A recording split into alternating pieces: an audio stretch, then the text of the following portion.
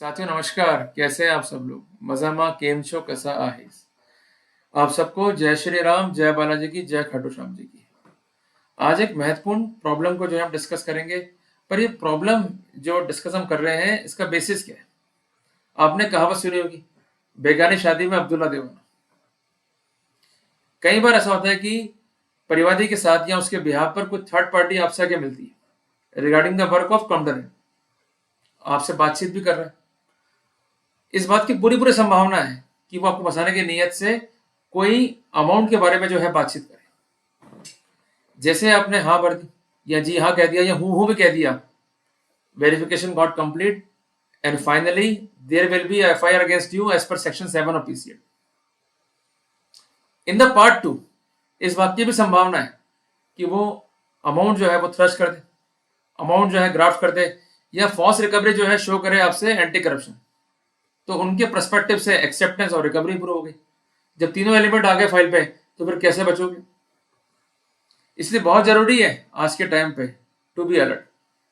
लोग कहते हैं कलयुग है धार्मिक रहो, मैं कहता हूं भाई धार्मिक तो रहो पर कार्मिक भी रहो। देखिए, मैं अपने एक मित्र के पास गया था उनसे मिलने के लिए। घर में एक डॉग था, हालांकि प्लेट लिखी हुई थी बाहर, कुत्ते से सावधान। पर मैंने साफ साफ कह दिया, भाई मेरे को बहुत डर लगता है, इसको बांध दो जाके ऊपर। बोले नहीं नहीं कुछ नहीं करेगा। मैंने कहा भाई आपको कैसे कॉन्फिडेंस है ऐसा कुछ नहीं करेगा? बोले इसको लाए हुए 24 घंटे हो गए, अभी तक किसी को काटा नहीं है। मैंने कहा नहीं भाई, मेरे को शौक नहीं बन रहेगा। तो कहने की बात यह है कि किसी का हम निवाला बन जाए तो इट इज बेटर कि हम कुछ प्रिकॉशन लेके चलें। और कहा भी तो क्या है, precaution is better than cure. क्योंकि एक बार फंस गए तो सब मुंह मोड़ लेंगे आपसे, चाहे आपके रिश्तेदार हो, चाहे आपके कलीग्स हो, चाहे आपका डिपार्टमेंट हो, चाहे सरकार हो। सब बोलेंगे भाई कल्प्रेट हो, अपने दाग धोकर हो। क्या करोगे फिर? तो नहीं चाहते फंसना कॉम्प्लिकेशंस में। That's why it is required to be alert. और मैंने देखा है 99% केसेस में थर्ड पार्टी ही ट्रैप करवा जाती है पब्लिक सर्वेंट को। क्लियर है? तो जब भी थर्ड पार्टी हमें दिखाई दे, साथ में आया हो या उसके बिहाफ पर आया हो, चुपचाप बैठ जाओ, केस के बारे में बातचीत नहीं करनी। क्योंकि वो पंचायतें करेगा आपसे आके, और कोशिश ये करेगा कि कैसे ना कैसे करके हुक्म डाल दो। जैसे वो हुक्म डालेगा और आपने कर दी छोटी सी गलती, परिणाम जो है भुगतने पड़ेंगे। इसलिए थर्ड पार्टी को जो परिवादी के बिहाफ पर आ रहा है या परिवादी के साथ आ रहा है, किसी भी रूप में हमें उससे परिवादी के प्रकरण के बारे में चर्चा नहीं करनी है। ये इंपॉर्टेंट पॉइंट है, इसको नोट डाउन कर लो। और आप कई केसेस जो है उठा के देख लेना जो रिसेंट टाइम में जो है बुक हुए या दर्ज हुए, उनमें थर्ड पार्टी ने ही फंसाया है पब्लिक सर्वेंट को।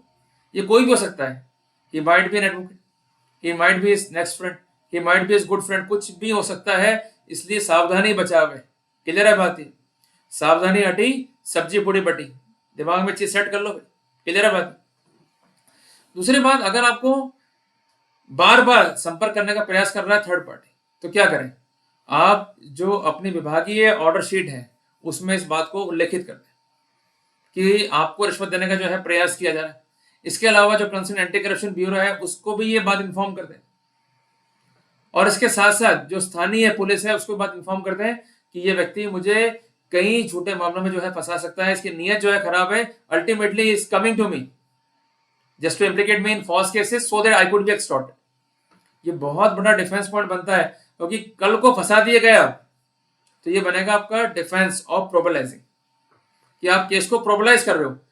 ये व्यू ये शो कर रहे हो कि हमको पहले से ही इस बात का शक हो चुका था कि ये हमें जो है फंसा देगा, और वैसा ही हुआ। तो आपका एक अंदेशा, आपका एक स्टेप आपको कितना बेटर फुट फॉरवर्ड दे सकता है, आप खुद सोचिए।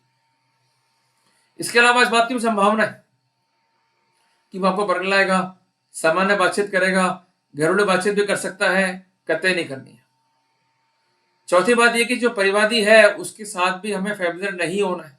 मैंने कई बार देखा है आप लोग करते हो बातें जमीनों की या शेयर मार्केट की या ट्रेडिंग्स की या कोई सामान्य बातचीत, अरे मत करो भाई। जिंदगी में अगर टाइम फालतू है, चले जाओ मंदिर में, पूजा पाठ करो, अपने कर्मों को सुधारो। क्योंकि अगर इन्होंने कर्म खराब कर दिया आपके तो फिर आपके लिए ट्रबल है। क्लियर है बात? है इसलिए थोड़ा सा अपने को प्रिकॉशंस रखना पड़ेगा, नहीं रखेंगे तो अपन ही मारे जाएंगे। क्लियर है बात? है फिर वो नियम कायदे कानून अपनी जगह चलते रहेंगे, पर आप तो फंस गए।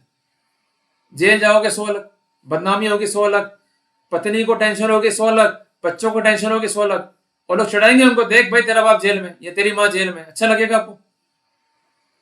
तो बेटर है कि प्रिकॉशंस लेके चलो, otherwise we might be in the hot water. ये कुछ इंपॉर्टेंट टिप्स हैं, और ये हमें मिलती कहां से? बेसिकली हम लोग चीजों को ऑब्जर्व करते हैं, मल्टीपल केसेस को देखते हैं, तो जो बेसिक प्रॉब्लम दिखाई देती है उसके आधार पर सॉल्यूशंस क्या है ये आपको प्रोवाइड करते हैं, ताकि आप लोग नेक्स्ट विक्टिम ना बन जाए फॉल्स केसेस की।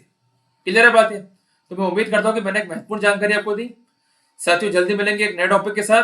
टिल देन, जय हिंद, जय भारत, स्वस्थ रहे और आगे बढ़ते रहे, यही मेरी प्रभु से मनोकामना है।